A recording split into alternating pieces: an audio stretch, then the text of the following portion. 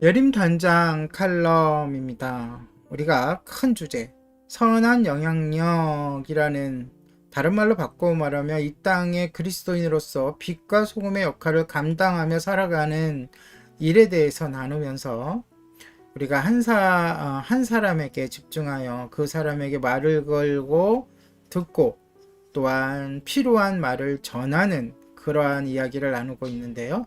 오늘은 그 이야기 중에 꼭 알맞은 말을 주시는 분이란 제목으로 잠시 나누어 보도록 하겠습니다. 꼭 알맞은 말을 주시는 분.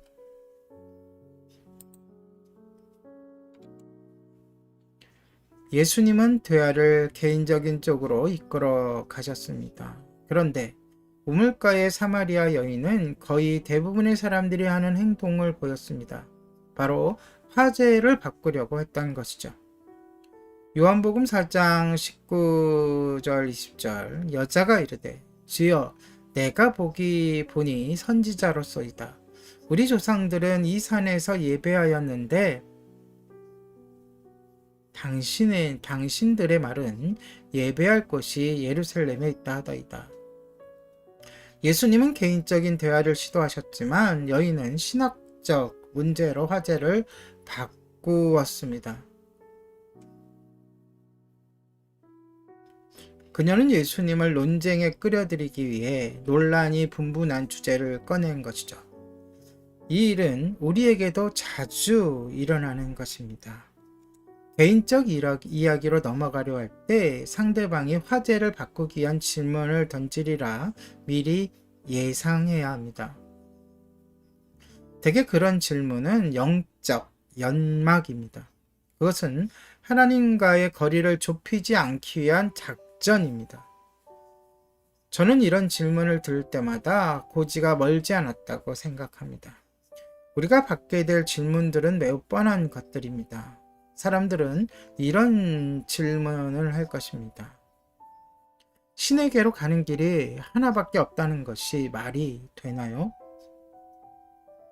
하나님이 선하시다면 왜 세상에는 이토록 고통이 가득한 거죠? 왜 교회에는 위선자가 그토록 많은가요? 하나님은 사랑이 많으시다면서 왜 사람들을 지옥에 보내죠? 나쁜 소식은 이런 질문에 답하기가 쉽지 않다는 것입니다. 좋은 소식은 논쟁에서 이기려고 애쓸 필요가 없다는 것입니다. 우리는 하나님이 사랑하시는 사람을 사랑하려고 애쓰기만 하면 됩니다. 더 좋은 소식이 있습니다. 더 좋은 소식은 우리 혼자서 이 질문에 답해야 하는 것이 아니라는 점입니다. 하나님께서 우리와 함께 계십니다. 언제나 하나님은 필요한 때에 꼭 알맞은 말을 주실 것입니다. 그러므로 질문을 받으면 기도하십시오. 그러면 하나님이 뜻밖의 답변을 주실지 모릅니다.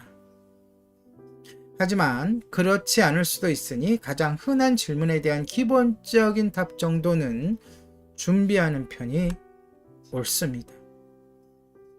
장황한 답이 아니어도 됩니다. 간단하고 솔직한 답변이면 충분합니다. 책이며 설교와 웹사이트, 유튜브나 페이스북 같은 데에서 도움이 될 만한 자료가 널려 있습니다. 어떤 식으로든 질문에 답을 해 주어야 합니다. 회피하는 것은 옳지 않습니다. 그렇게 상대방의 말을 경청했다는 표시를 한 뒤에는 할 말을 하십시오. 예수님은 그렇게 하셨습니다. 예수님은 여인의 물음에 답해 주셨죠.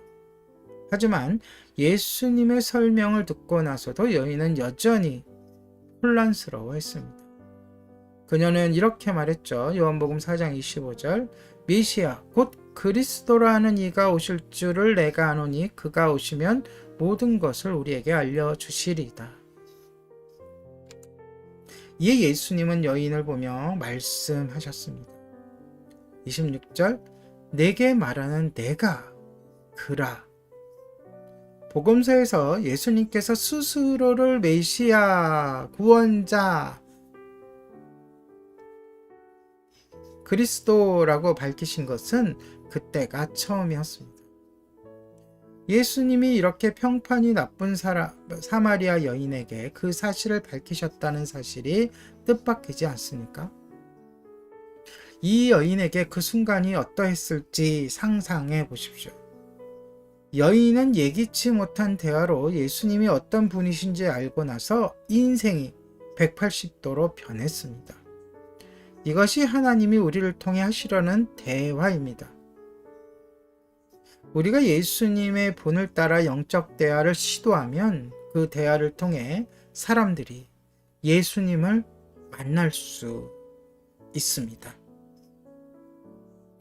네, 꼭 알맞은 말을 주시는 분, 오늘의 예림단장 칼럼이었습니다.